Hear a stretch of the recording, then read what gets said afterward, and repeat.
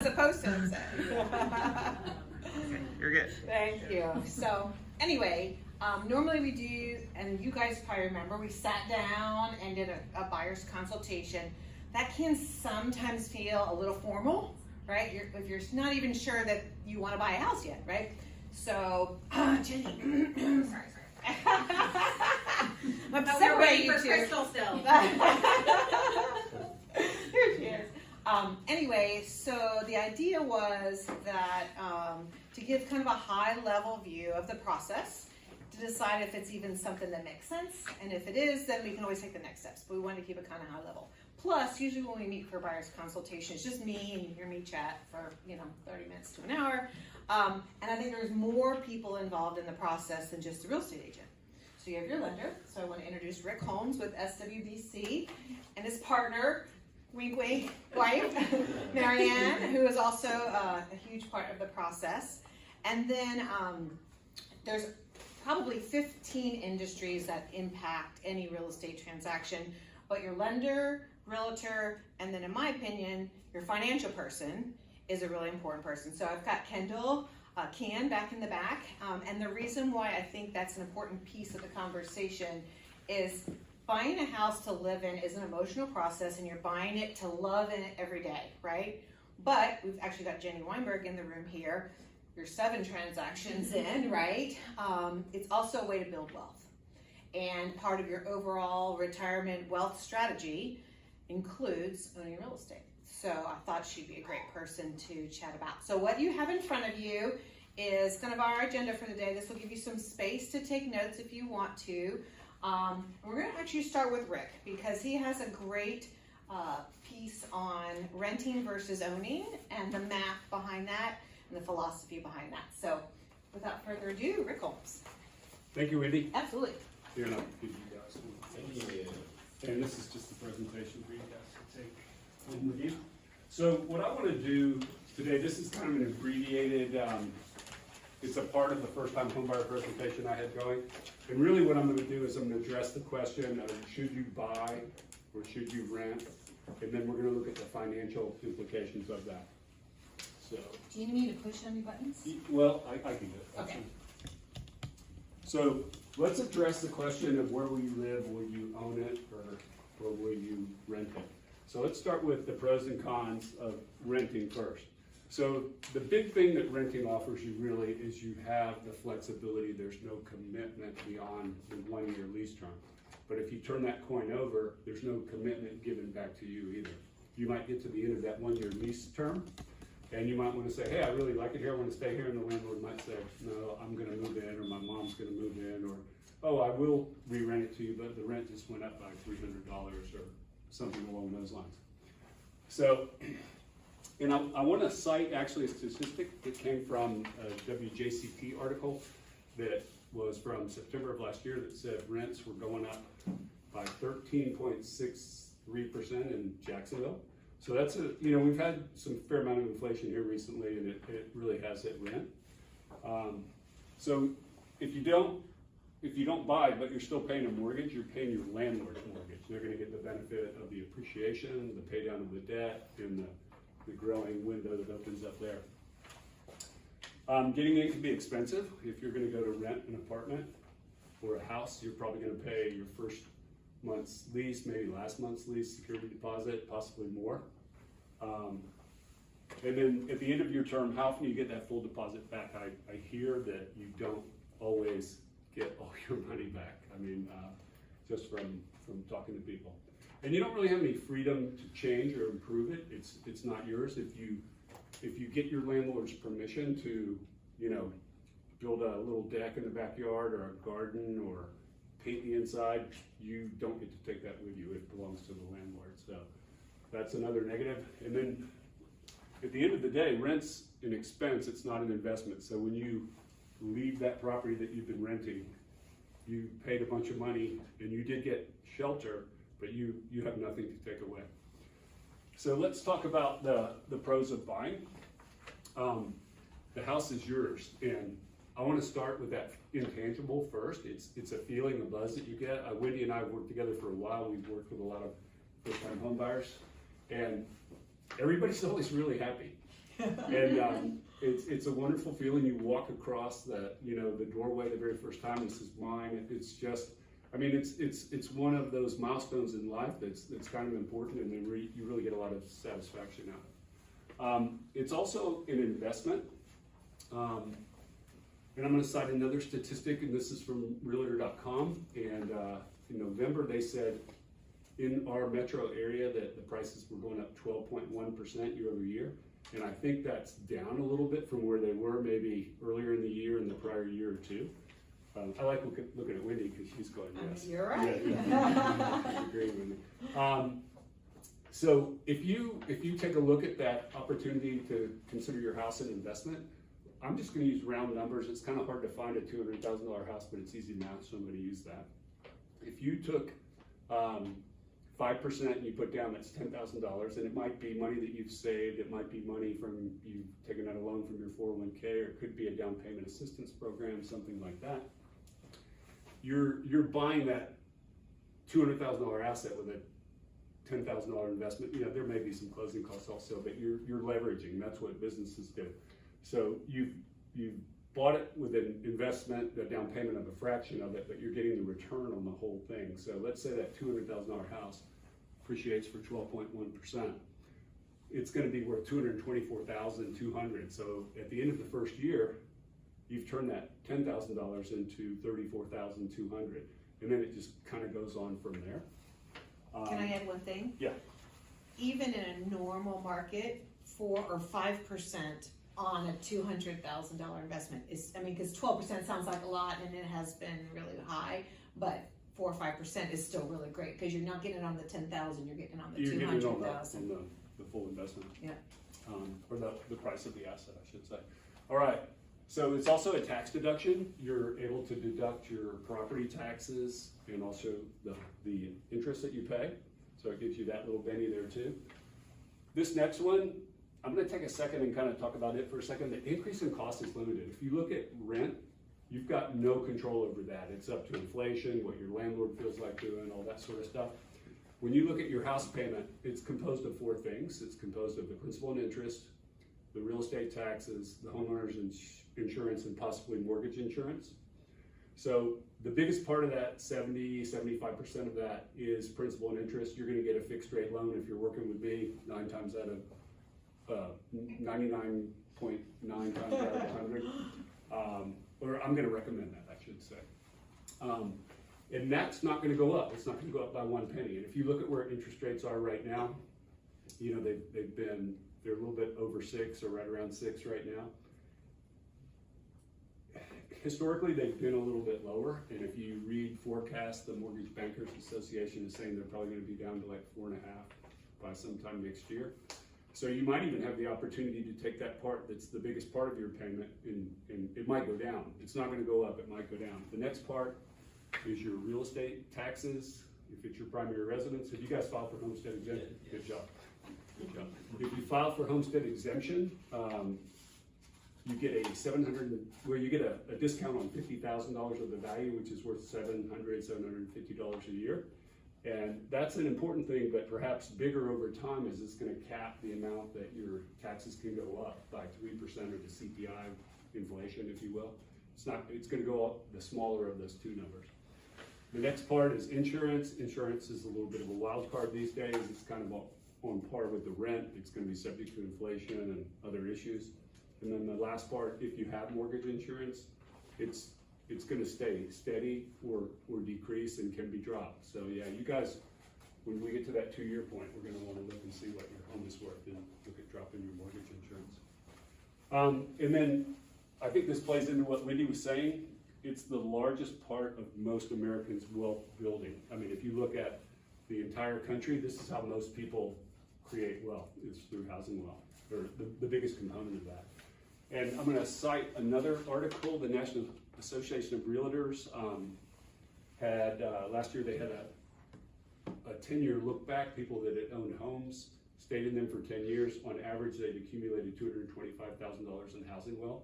And that was starting with the prices 10 years ago, not starting right now. So, things have a tendency to accelerate. So it can be kind of amazing what it does.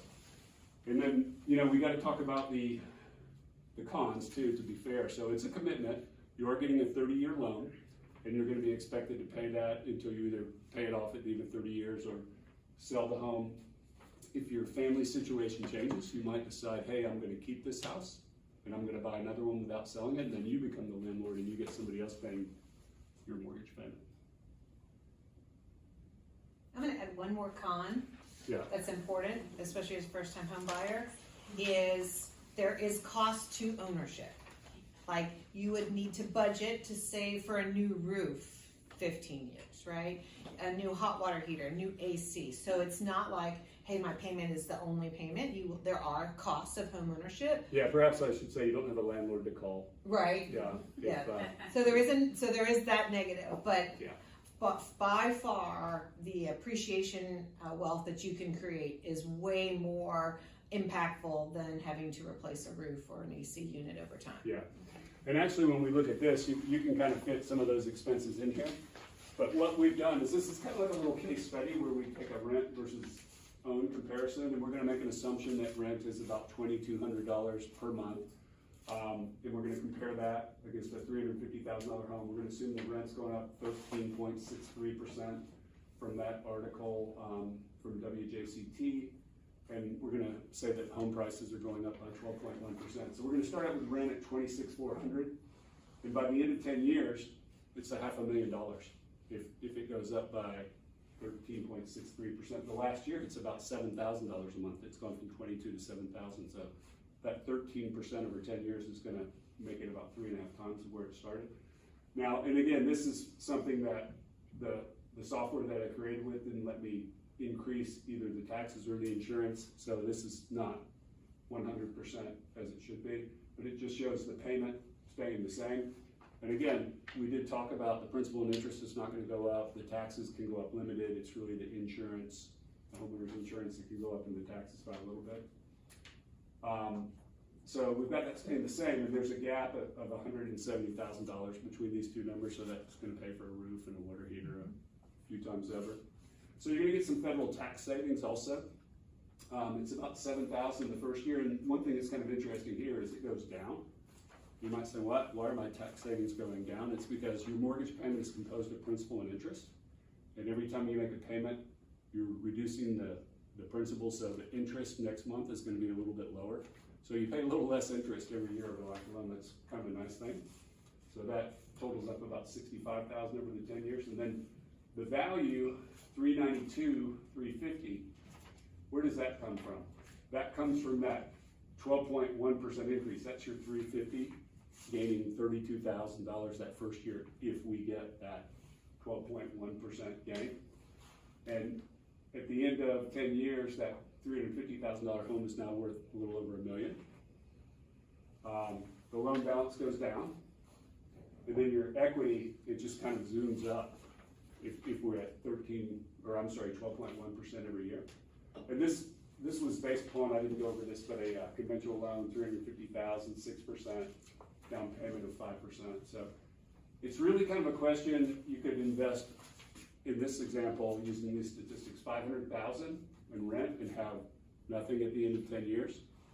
Or you could spend actually less money, and I believe this is true. I don't know if the difference is that much, but I think you're gonna spend less on a house payment than you will on rent over the 10 years. Over time, yeah. And then, so you've got the difference between these two numbers plus this number. It's like $1 million opportunity at this price point. Obviously, the more expensive the house, the bigger the numbers become. I will also say that statistically, they say real estate should double in value every 10 years. So this is showing more than that because they're using a 12.1% appreciation, and that has been the case of recent. Yeah. But 23 years ago when I first started, if you were getting 4 or 5% appreciation a year, that was still really good, and the home would double in value even at 4 or 5% appreciation per year. So you buy $350,000, it's worth $700 after 10 years, and all you've done is made your payments. So what is that rule of 72? Yeah, I mean, Yeah, 12%, that would put it at what, about 7 years? Or 6 years, actually, it would double. So, these are the articles that I cited, and that's my part of the presentation. So, Awesome, Thank love you. it. Thank you. Thanks, Yay. everybody. It's so fun to stand in front of a crowd, right? So awesome. All right. So if that didn't sell you on it, now it's my turn to sell you on it, right? No, I really. Jenny and I were talking. She bought her first house. How old did you say you were? I think 23. 23. And I didn't buy my first house till I was 29, right? And so I was a little late to start the game. But I've been a homeowner long enough to know that there's definitely equity gains that you can't get in any other scenario. So what I would like to do is, and I'm going to give you guys one even though you've seen this stuff before, just so you can follow along. At a very high level, I want to talk about the home buying process. Like, what does that look like? Where do I start? All that kind of stuff. So if you'll go to your folder, pull up the document. There's two documents I want to go over. One's called the home buying process. Come on in. Hi, how's it going? You're Landon, right? Dylan. Oh, okay. So you're with Rose. Yep. Nice to meet you. Thank Nice you to meet so you. much. Let me get you. In fact, you're just. Sorry we're late. You're fine. Absolutely. I'll have you sign this too. There we go. Thank you. All right, so we're just getting started to talk about the home buying process. So the first step of the home buying process is get your financial house in order, right? And that seems like a pretty simple thing to say, but what does that really mean, right? What does it get my financial house in order? To me, it starts with checking in with a lender, right? Someone that you trust. That's a referral usually. Just so you can get a sense of where you are. And what that basically means is, how's my credit look? Do I need to save more money? Are there any creative ways to get a down payment assistance or 401k or a gift from a family member or something like that? Come on in, welcome. But to me, what I see a lot with first-time home buyers is most people think it is a lot more than it actually turns out to be. And I can't tell you how I've sat down with someone and we did the pre-qualification with the lender and we say, okay, we need, I'll just use $15,000 as a number. That sounds like a lot of money, right? But then when we sit down and we go, okay, well, we could get the seller to cover some of the closing costs and maybe you could save $1,000 a month. How long would it take? 5 months to save $5,000, whatever that looks like. We can put a plan in place. And that's really the goal of that, getting your financial house in order, is to have a plan in place. So whether you're ready now, like I need to go start looking at houses, or I'm 2 years out, which is okay also, at least you're putting a strategy and a plan in place to get you in a position to take the next step, right? So a couple of factors that influence that financial piece is how much you're gonna put down. So if you have military or VA, there's 100% financing, so no down payment required. There are other conventional loans and options out there with no down payment. But if you didn't fit into one of those categories, sometimes there's down payment assistance loans. There are first-time home buying loan types, which is an FHA loan, which is only 3.5% down. So there are ways to minimize that number as best we can. Also knowing, all right, well, what kind of monthly payments can I afford? What have you been paying in rent? One of the things that Rick talked about was the tax savings, and that's one of my favorite things because when you fill out your annual taxes and you've paid, we'll just say $6,000 that year in taxes, well, that's, do the math, is that $500 a month? $500 a month less that you would have to pay out of your paycheck, because the government's not going to take that much, and I probably didn't explain that very well, but basically you could go to your employer and say, hey, I'm going to have less in taxes this year, so you could take less, you could take $500 less per month out of my paycheck, which is money back into your being able to put into your mortgage payment. So it's really one of those things that, okay, I think I can afford this, but what really can I afford? And again, a lender is really going to help you navigate that. And then the other thing that I always think is interesting when you talk to a lender is the rules are pretty open, right? And so you may qualify for a lot more than you want to spend, And that's an okay answer too, right? So let's say the lender says, you qualify for $3,000 a month. You're like, well, I don't want to spend $3,000 a month. That's okay. How much do you want to spend? Well, I'm really comfortable at $2,000 a month. All right, well then let's back in how much money you have and figure out what is the max purchase price we want to be looking at to keep your budget in the comfortable range, right? So knowing those numbers, talking to a lender is really important. We talked just briefly about credit, but that's an important piece of the conversation. I don't want to call it fair or unfair, but the credit system is a little bit annoying to me because it doesn't, it's black and white. Did you make it on time or did you not make it on time? They don't want to know what was going on in your life that you had a late payment, right? But when you speak with a lender and they see any type of dings on your credit, they can also help you figure out, how do I move past that? What do I need to do to improve my credit? And sometimes that might be paying off a debt that you've just been ignoring for a long time. Just like, if I don't look at it, it's going to go away, right? No, we've got to figure out how to pay it and get it off the credit, right?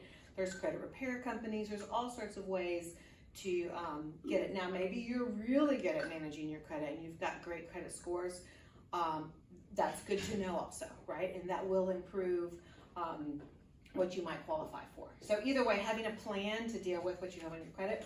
And so, of course, the last step is talk to a lender. That really should be at the top, right? Start with a lender. That's really your best place. And in fact, I was just talking to somebody, and he's like, I'm going to pay off this, this, and this, and then I'll call the lender. I'm like, well, hold on. Believe it or not, paying off everything doesn't improve your credit. It actually could hurt it because now it's not demonstrating that you're managing credit well, right? So they want to see that you're managing credit well. So if you're making some decisions without checking with the person who's going to qualify you for a loan, you could be making incorrect decisions. So that's one of the reasons talking to a lender is an important piece. Even if this is a 2-year, like this is someone would do in the future, start now, start putting a plan in place. Next part of the home buying process, and think of it like this. Spoke to a lender, I have my plan in place, I've been saving money, okay, I think I have it all ready to go. Well, now we got to talk about the fun part, right? The math, who wants to talk about that, right? Everyone wants to go, I want to see a house, show me this house, right? So I have found over the years that sometimes watching HGTV can be a problem, right? Because you get this vision of what you want, and then we have to kind of figure out the reality behind that, right? And the 3 things that have impact every single home buying decision is price, location, and style, right? So that's why we start with price, because you may love that house, but it's $1 million and that's not in my budget, right? So we need to get the price clear. But once we've locked that down, we know, okay, this is the price we can afford. Then you have 2 things that you got to factor: location and style. Location and style. So for any given price and location, you're going to get a certain style. If you don't like that style, you have 2 choices: change your price or change your location. Most people can't change their price. So then they say, okay, how important is this location? And if the location is really important and the price is fixed, then you have to come to terms with the style that you can get for the price and the location. And that's it. It's that simple of a process. And so as you start to go out and start looking online and driving around and looking at houses, we always come back to that triangle. It's one of my favorite things is, I'm dating myself, but the U2 song, I still haven't found what I'm looking for. Is anyone familiar with that? It's because it doesn't exist, right? So I just caution you, and that's why having a realtor on your team is important, because I can see where we're headed and guide the choices, right? Like, well, have you thought about this? Have you thought about that? What do you think about this? And have that opportunity to bounce the price, location, style off of each other. But let's say we've got that locked down. So the first thing we do is we get online. And I always tell my sellers, your first showing is online.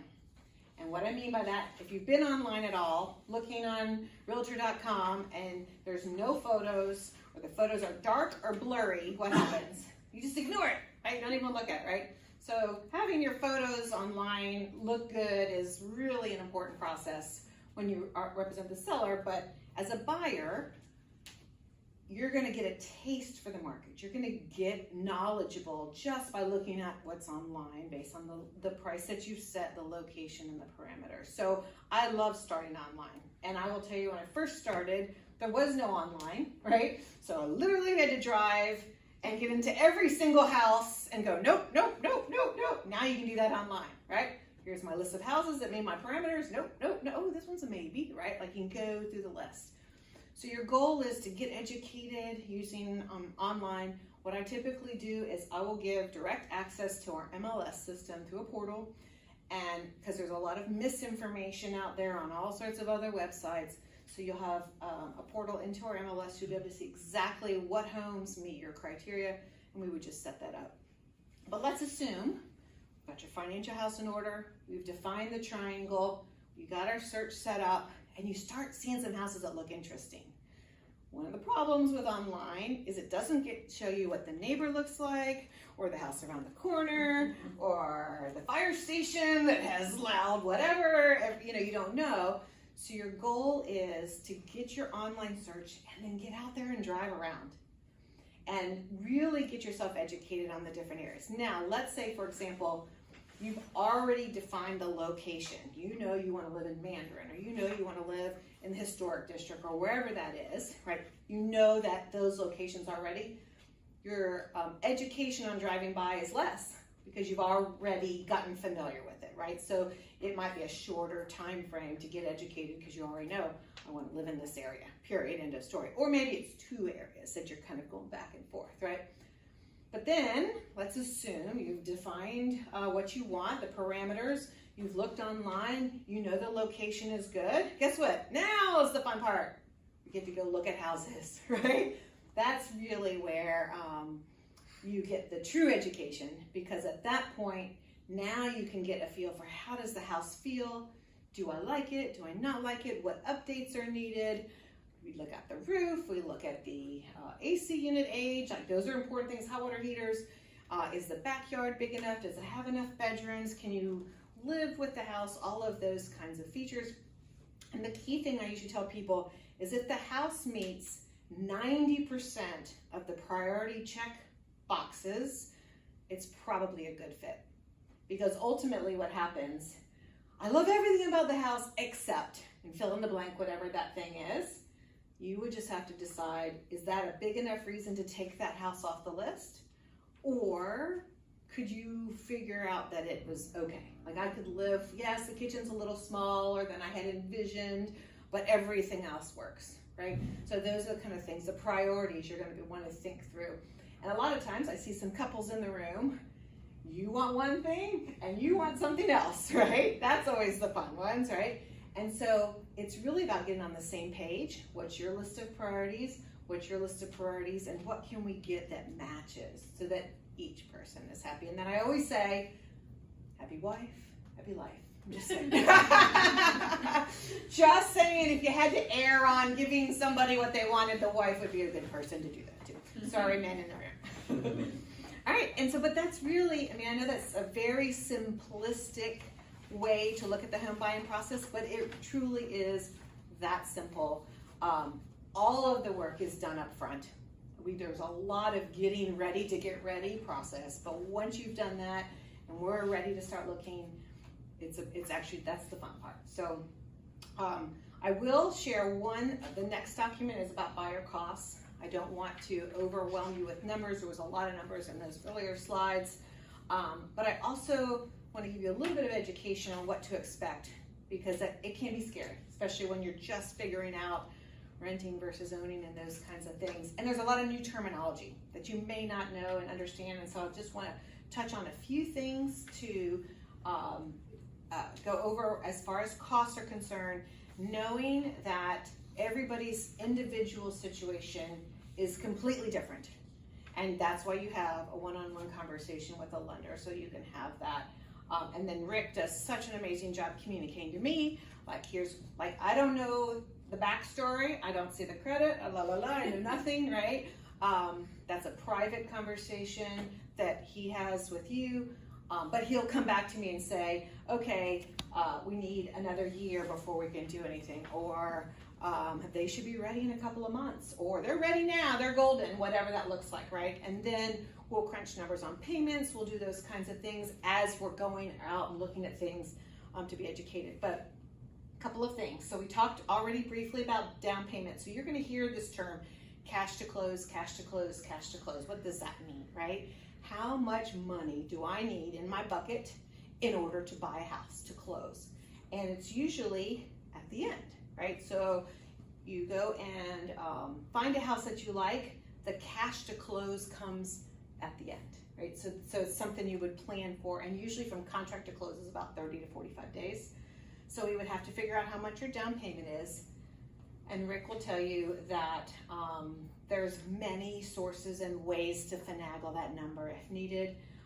And then there's two words you'll hear a lot, closing costs and prepaids. Closing costs are the costs associated with the transaction, things like the appraisal fee, doc stamps on the deed, I'm trying to think, I'm going, underwriting fee, doc prep fee, title insurance, the list goes on, and you'll get a detailed list of all those costs. The good news is the seller can contribute to some of that, right? So we can usually finagle some type of concession. If you had talked to me 2 years ago, I'd say don't talk to me until you can pay your own closing costs, because there wasn't a seller in the world that was going to talk to you. But now this has definitely shifted into a more buyer-friendly market, and so we can often negotiate some type of concessions. One of the popular concessions we're seeing right now is a buy down on the interest rate to get that payment a little bit more affordable. But again, that's by TMI at this stage. But just know that there's ways to help with that. And then prepaids and escrows, I always like to talk in terms of what is that, right? So it's, again, something you pay at closing, but you're prepaying your 1 year's homeowner's insurance. So let's say your homeowner's insurance was $1,200 a year. You prepay that at closing, and it's good for 1 year. And then you also prepay a portion of the taxes. And what happens with the lender is they, in your payment, like Rick was saying, principal, interest, taxes, insurance, they collect the taxes and insurance for you as part of your monthly payment, and they put it into what they call an escrow account. Think of it like a savings account, and it just grows and grows and grows, and then when the tax bill comes due, lender pays it. When the insurance bill comes due, the lender pays it. So the prepaids are to get those savings accounts set up, is really what that's looking at.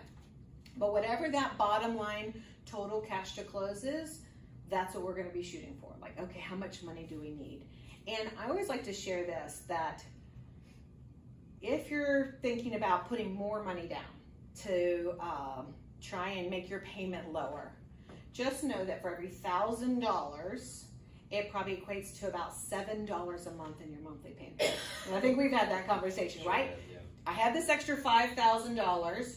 Do I put that more money down to save $35 a month? Or do I hold on to that $5,000 in a savings account so that I can be prepared if I need to buy some furniture or buy something, you know, your Home Depot is going to be your new best friend, you know, be there every weekend. So, you know, we'll talk through that a little bit more, but having extra cash does not impact your payment as much as most people think it does. So sometimes holding on to your cash is a good idea. Again, that comes at closing. The next line item on there is inspection. So important point to know, whatever house we look at, 99% of the time we're going to have an inspection contingency. Now, there were people who waived their inspection contingencies during the last couple of years because it was crazy on fire, right? But I'm not seeing that to be the case anymore. And those inspections allow you, a house looks beautiful, everything looks good, but you can't see behind the walls. We're not climbing on the roof when we're buying the house. It's like we don't get to see all those little details. So we hire a home inspector to come in and give us a report on the condition of the property. And that does a couple different things. One, it gives you the opportunity to say, I don't want this house anymore, I'm out, and you get your money back. It also gives us the opportunity to go to the seller and say, hey, this hot water heater is really old, we need you to put in a new one, or whatever the situation is, right? So, but I would be prepared somewhere, and it's gonna sound like a lot, $400 to $900 in inspections, right? So if it's a simple house, condo, You're not gonna have as many inspections. If it's an older historic home, you might have a higher level of inspections.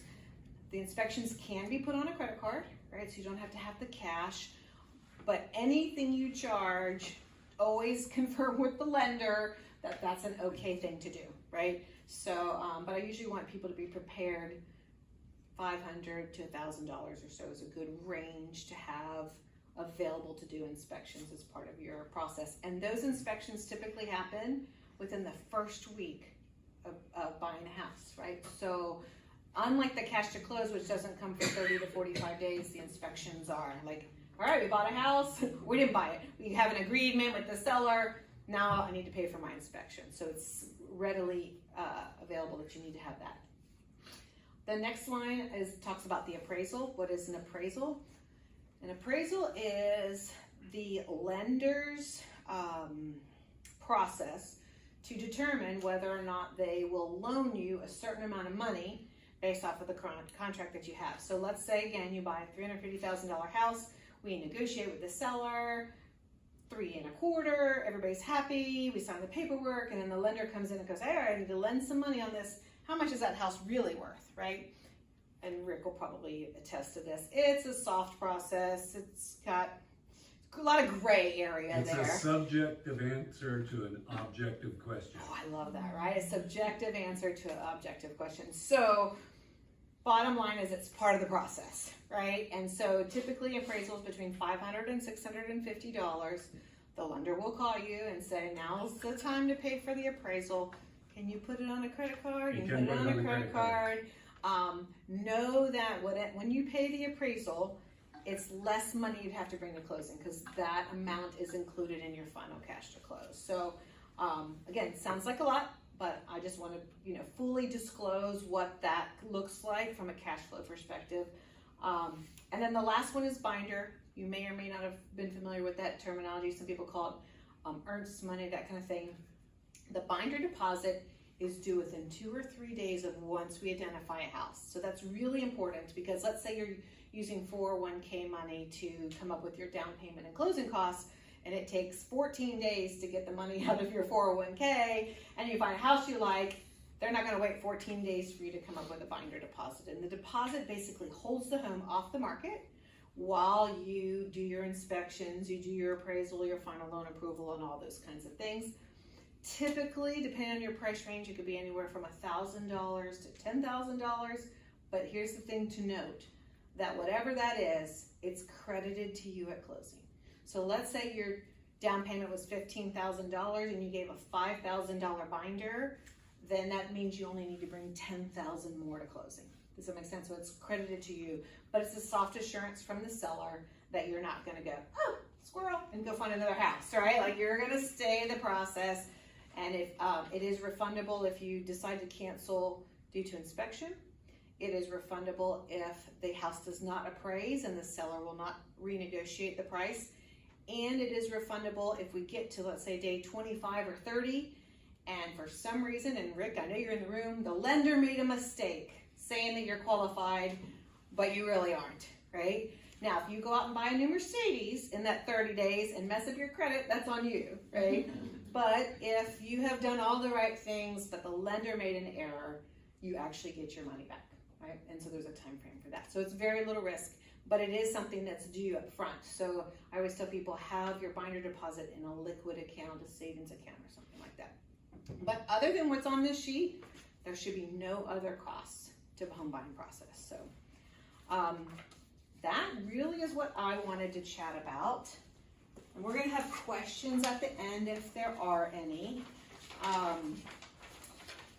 So I am going to introduce Jeff and Sierra again.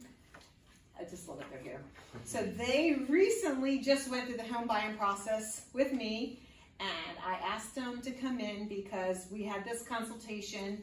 We explained the triangle, and you guys went off and you followed the process probably more to the letter than any other buyer I have worked with in recent, right? So if you don't mind coming up and just sharing a little bit about your experience and how you ended up where you ended up, I would love that. So thank you. And let's give them a hand because how uncomfortable is it speaking talking in front of a group, so thank you. Absolutely. Yeah, so Jeff and Sierra again.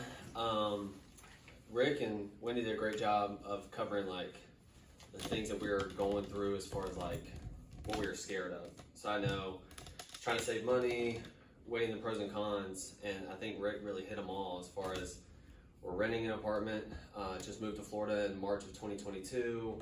We want to buy a house, we want to be here, but you know, it's intimidating to save up that much money, and you look online, you listen to podcasts and stuff like that, but it just doesn't, I don't know, you don't have that trust. So meeting Wendy and Rick, they really helped us kind of put it in perspective that it's possible. So when we sat down and did this consultation, I'm sitting there like, oh my gosh, we could actually do this. So that was, to me, the hardest part, but then you get into the fun stuff of, all right, figuring out location and the actual houses that we got to see. But yeah, I think the biggest thing for me was the preparation part. I was so intimidated. You get confident, and then you see something, and you get deflated again. But having them by our side really helped, really make it doable. We listened to a podcast. Can we plug the podcast? Sure. Yeah. Please do. David Sidoni, First Time Home Buyer podcast. Called How to Buy a Home. Yeah, How to Buy a Home. So listen to him religiously, and long story short, we went through a couple realtors. But I didn't know that. yes, we had two. Before Wendy. Yeah, before Wendy. So we had, BW. yeah, we went through two. No crazy reason, just didn't work out for Sierra and I. So then she reached out to David Sidoni, who has that podcast, and he plugged us in with Wendy through their network, and it was a godsend because I'll pay them afterwards, just so you know. yeah. So it's just I know we're first time home buyers with Wendy, but of course we started in my brain, all right, what's next, in however many years that is, but we're going to be calling Wendy when it's time. So but I wanted to give the financial portion and let Sierra kind of talk about her portion as well. And also I think like having people like Wendy and Rick who are like willing to talk to first time home buyers, like whether you're like ready to buy a house right now or you're 2 years out and don't even know where to start planning, like I think that's why the first two realtors like didn't work out for us. Like one seemed like she was just like, as soon as she found out like where we were in the process, like Ghosted us. yeah, pretty much ghosted us. Mm-hmm. And then the second one just wasn't into like educating as much as like Wendy was able to educate us, and like we did find her through the podcast, and it was just like once those two things clicked, and like you have your team like wherever you are in the process, like they're gonna help you get there. So yeah, I would love for you to share your initial vision of where you thought you were going to be, and then what you had to go through, ups and downs, to where you ended up. So we were, like I said, we've bounced around from my job, but our ultimate goal is to get back to Florida. Been in apartments, so when we were going to buy a house, we were getting a house. We're not sharing walls, all that good stuff. So as we go through the process, we say that we settled, but we really are very glad that we got into a condo. So it's very townhome type setup. But if you would have told me you're going to buy a condo, I would have been like, you're crazy. We're getting a house. But it just turned events and location and the price point and everything. The condo was absolutely perfect for us. we did 100% want a house, and we were like, we want a house, so like that was our style, and we were in our price range, but like all the houses that were like in the location were like, we did not feel comfortable in that location, or we didn't like that location. Imagine that. Yeah. So we were like, okay, we can't change our price, so we'll have to change the style. And the condo we ended up in like hits 90% of what we wanted, and we drove through that place like probably 5 or 6 times before we actually like closed on it or anything, to the point where like one lady was out walking her dog, and like we asked her like, oh, like do you like the neighborhood, and she's like, yeah, I could tell you didn't live here, because like there are a lot of older people in the community, and like they know like who's supposed to be there and who's not. We're like, we like that. Yeah. But it is almost like a part-time job to like be driving around and like putting in the time and the effort to like see if you like these houses and whatnot, but there's a light at the end of the tunnel. Yeah. Yeah, so here's the thing. I am not going to be the one who says you need to live here or there. I'm gonna let you come to those conclusions on your own, because I had this one customer, and she was from the Bronx. And I was like, you sure you want to live in that area? She's like, girl, like, this is fine. I'm used to this, right? So ultimately, I wanted you to get educated. Like, this is our budget, and this is the location that I can afford, right? And then go do your driving around. And I think you came to that conclusion on your own, that maybe I didn't like this location, I didn't like this location. And what I remember is that you really settled on Mandarin. Like, you wanted Mandarin. But for your budget, you couldn't get a house in Mandarin, right? And so we had to come to terms with, well, what can we get if we really want to be in Mandarin? And I think you guys did awesome. And I guess going back to when we sat down and did our consultation, you go through kind of setting up the MLS portal of these are the areas we want to look in. And Wendy did not scoff or shake her head when we said, we're not sharing walls, we only want a house. She said, okay, fine, and did a house and put these locations up. And it took us a while to like, as time went on, we said, hey, what if we opened up the search a little bit more? And it definitely helped us. So, yeah. Awesome. Yeah. Anybody Appreciate you have any having us. questions for the Gins? You guys were so well organized and so prepared. You made my job easy. Thank you. So yeah, I know they're saying that we make their life easy, which we really appreciate and glad we did. But you guys made it easy, educating, holding our hand through it, and also letting us do our thing, and always have line of communication open even after. So yeah, it's likewise. I also think we listened to that podcast so much before we ever even met Wendy, and again, like, he put us in contact with Wendy, and like he, like, just as like Wendy's so good at educating, he is too, and like listen to it on the way to work, listen to it while you're doing dishes. Like, the more you learn about it, like, the better set up you're gonna be, especially when you have a team like this to like hold your hand through it. So. Well, one thing I hope you'll learn, and thank you again, you guys, is absolutely. that I don't want you to buy a house and hate me afterwards. Okay? Like, because I'm hoping in 3 to 5 to 7 to 10 years, even 21 years, you're going to be like, okay, I'm ready to buy my next house. Wendy and I are still friends, right? So I can't tell you where to live or where not to live, but I certainly am going to guide you so that you don't make a bad investment decision, right? And I remember there was this one couple, we went and looked at a house, and it backed up to a major road. And I just said, it backs up to a major road. You still want to see it? And they're like, we're totally fine with backing up to a major road. So as long as they're fine with it, I advise them that that's not the best real estate decision, but that doesn't mean there were plenty of houses that backed up to a major road and somebody bought them, right? So I will make sure that you are informed, and then you're an adult, make your own decision with that information, right? All right, and Kendall, of course, has stepped out of the room to answer our phone. So, and we're running late because we started late, so I'm going to wrap it up by saying this, and if she comes back in, we'll let her chat. But there's a book called The Automatic Millionaire Homeowner by David Bach. And he has a book called The Latte Factor. He has a book called Smart Couples Finish Rich, which I think I recommended to you early on in our process. All his stuff is basically about home ownership as a vehicle to wealth, right? So it could be as simple as, I buy a house and I live in it for 30 years. It's going to be worth more than when you bought it.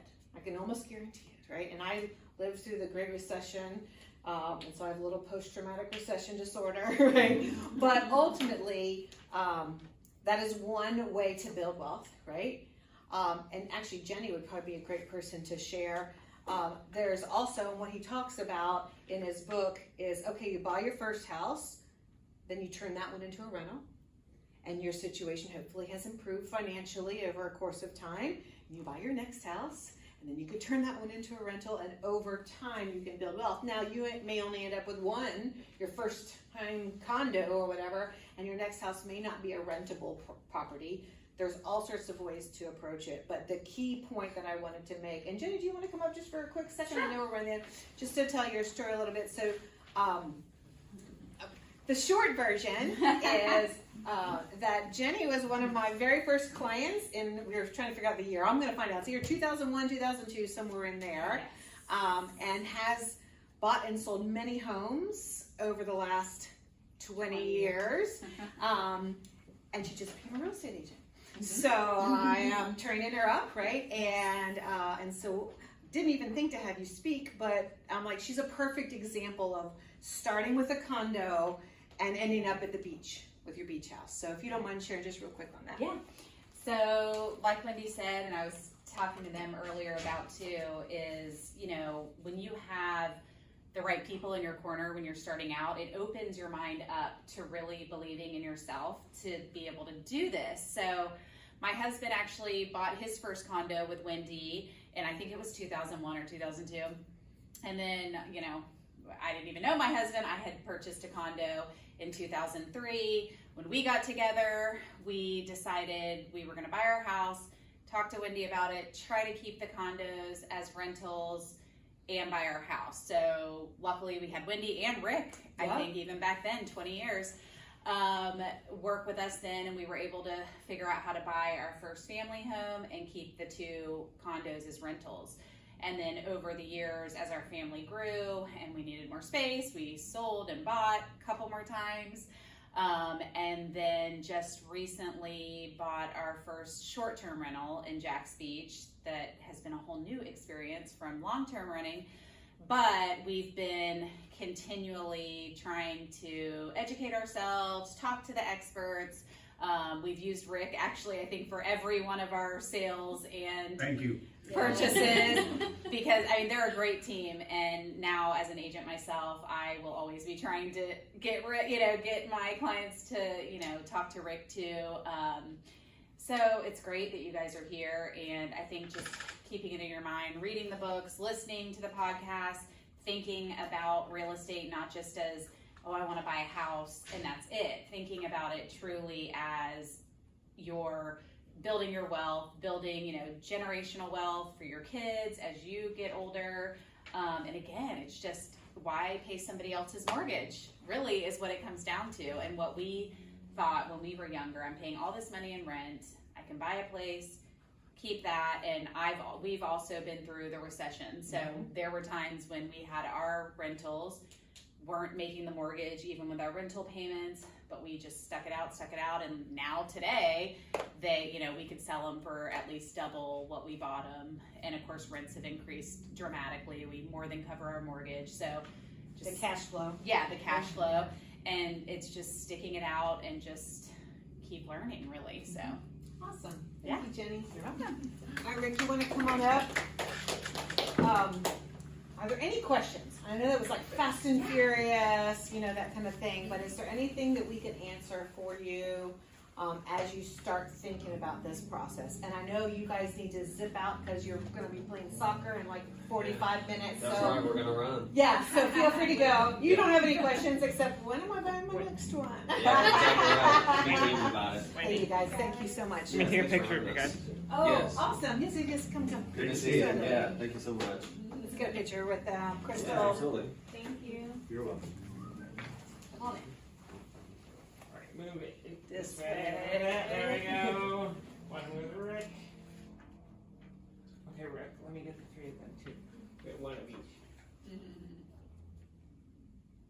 Thank you, Crystal. Appreciate you. All right, good luck. Thank you. Win. Good luck, guys. All right, thank you. Thank you. Any questions? What do you think? Thoughts, even if you don't have a question. I just thought it was very informative. Like, I really didn't know what to expect at all about the process. So it's nice to have a love list. Okay, good. And like definitions of each one. So, and I feel like it was very well explained. So, Good. yes. How about you guys? Any questions that came up for you?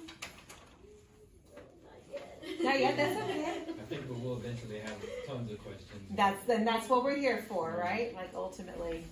So awesome. Well, thank you for coming. I know I'd like to get people out on time, so enjoy your evening. And what I would just say is, if you are, after you go home and you kind of absorb what you heard tonight, if you have any questions, of course, text me. I'm happy to reach out or chat with you. And of course, I've got Rick's number on speed dial, so I can get you guys connected. I think you guys might have already maybe We emailed, we were gonna yeah, talk a little bit of tonight. that. Perfect, yep. And so that was one of the things that you missed, was regardless of where you are, whether you're ready now or 2 years from now, we're here to help get you the information to get you in a position that you can take advantage of the market. So awesome. There you go. We're good? Thank you. Thank All right, yay. That was fun. Just, you know, it's my first home buyer. Was it? Yeah, it's Yeah. the first time. You can obviously tell it's not our first time talking to a home buyer.